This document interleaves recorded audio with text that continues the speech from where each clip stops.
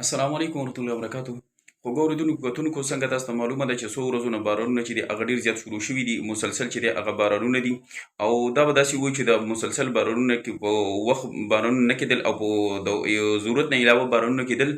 دا د الله جل شانو د خفګان چې دی او د ناراضتیا چې دی علامت دی. چې کله د باران ضرورت وي نو بیا باران موږ دعاګانې کوو باران نه ورېږي، او چې کله باران ضرورت نه وي نو بیا مسلسل چې دی که ستاسو خیلي بارانونه راورېږي او د سیلابونو چې دی هغه صورت اختیار شوي سیلابونه دي، مختلفو علاقو کې چې دی سیلابونه هم چې دی هغه راغلي دي او راځي. دغه رنګې که ستاسو خیلي دوبۍ کې چې دی هغه هلته کې خو فحاشي ډېرې زیاته ده، نو هغوی باندې چې دی څو ورځې مخکې ډېر لوی زلزلو او طوفان چې دی هغه ډېر زیات نقصانات یې کړي وو. دلته کې اوس بیا چې دی د باران یو سلسله شروع شوې ده او مسلسل چې دی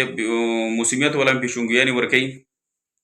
نو اصل کې دا وجه دا ده چې الله جل شانو ناراضه دي، نو د الله جل شانو د راضي کولو دپاره چې دی هغه اعمال فکار دي، اعمالو سره الله جل شانو راضي کېږي او عذابونه چې دي هغه دفع کېږي. نو د ټولو نه اولنۍ خبره ده چې یو خو موږ توبه او استغفار ډېر زیات وکړو، توبه او استغفار ډېر زیات وکړو چې دې سره الله جل شانو د راضي شي، الله جل شانو خوشحاله شي، نو عذابونه چې دي هغه ختم شي، د هغې نه به الله جل شانو موږ محفوظ وساتي. دویمه خبره ده چې نبي علیه السلام موږ ته چې دې طریقه ښوده چې کله باران نه کېږي او ضرورت وي نو د هغې طریقه هم نبي علیه السلام ته ښوده چې تاسو کومه دعا وایئ. او دغه رنګې چې کله د باران د ضرورت نه سیوا شي، ډېر زیات شي، د نقصاناتو چې دی هغه سبب وګرځي د نقصاناتو خطرۍ،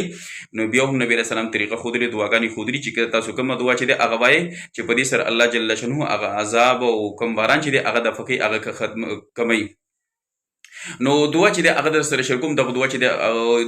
دغه چې دی په خپله هم چې دی ووایي او دغه ویډیو چې دی ډېرې زیاته شیر کوي چې څومره مسلمانان دي هغوی ته لاړ شي، بلکې په ګروپونو کې شیر کړي، کسانو ته ولېږئ چې ټول مسلمانان عموما چې دی هغه د دغه دعا چې دی هغه ورد شروع کړي او بار بار مسلمان دغه دعاګانې ووایي.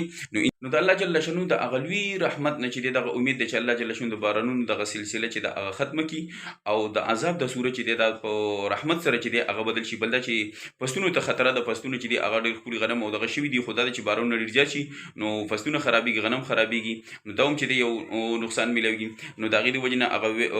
دعا چې ده هغه هم در سره شیر کوم، خو دغه دعا چې ده دا ویډیو ډېرې زیاته شیر کړي چې نورو مسلمانانو ته ورسي او ټول مسلمانان عموما چې دی دغه دعا چې دی هغه ورد شروع کړي. نو حدیث مبارک کې د دعا چې ده هغه دوه دریو طریقو سره راغلي ده، لکه یو دا د اللهم حوالینا ولا علینا، اللهم علی الاکام والاجام والضراب والاودیة ومنابت الشجر، او یو کې چې دغه الفاظ راغلي دي وبطون الاودیة ومنابت الشجر. نو چې کومه تاسو ته چې دی اساني هغه ووایئ او په دې سکرین د سره چې دی دعا شیر هم چې دی هغه شیر کوم. نو دغه دعا چې دی په خپله هم یاده کوي، نورو مسلمانانو ته هم ولېږئ چې ډېر مسلمانان دغه دعا چې دی ورد وکړي او الله جل شانو د عذابونو دا کوم سلسله چې ده او کوم طوفانونه دي، سیلابونه دي، چې الله جل شانو دغه سلسله چې ده هغه ختمه کړي، د عذابونه الله تعالی ختم کړي او د